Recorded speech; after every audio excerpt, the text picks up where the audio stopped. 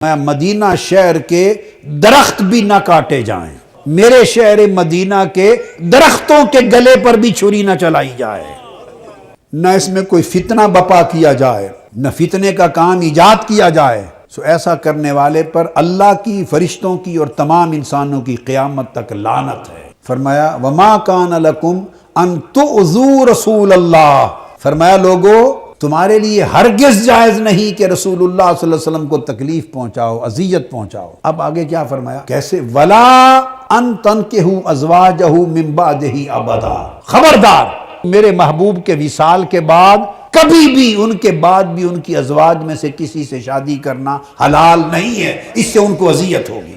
وصال مبارک کے بعد بھی کوئی ان سے شادی نہیں کر سکتا، اذیت ہوگی۔ آپ کہہ سکتے ہیں کہ چلو وصال کے فوری بعد جب تک وہ حیات تھی، تازہ تازہ دور ہے تو کوئی شادی نہ کرے، اذیت ہوگی۔ تو جب 60 سال گزر جائیں، زیادہ عرصہ بیت جائے، تو فرمایا تم زیادہ عرصہ کی بات کرتے ہو، قیامت تک من بعدہ ابدا، مصطفیٰ کے بعد ابد الاباد تک جو شخص میرے مصطفیٰ کو اذیت پہنچائے اس پر خدا کی لعنت ہوگی۔ من بعدہ ابدا، کبھی بھی حضور کے گلشن کا کوئی ایک پھول توڑ دے کبھی بھی تو حضور کو گوارا نہیں، اذیت ہوگی حضور۔ یہ من بعدہ ابدا کے لفظ کو کبھی نہ بھولے، دو لفظ ہیں، سادہ سے ہیں، سورہ احزاب آیت نمبر 53۔ اور کچھ یاد رہے یا نہ رہے، اتنا خیال رہے کہ حضور کی اذیت پہنچے گی من بعدہ ابدا۔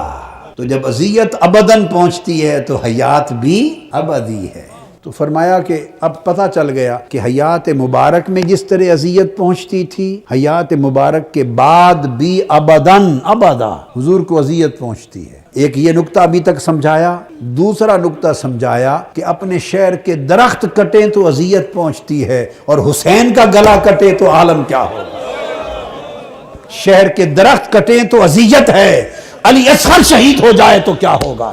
شہر کے درخت کٹیں تو فرمایا اذیت ہے، اس پر لعنت کہ میرے شہر کے درخت کاٹ دیے، اور وہ حضور کے علی اکبر کو شہید کر دیا جائے، اور حضرت سکینہ کو رلا دیا جائے صحرائے کربلا میں، تو وہ مصطفیٰ کو اذیت نہیں ہوگی؟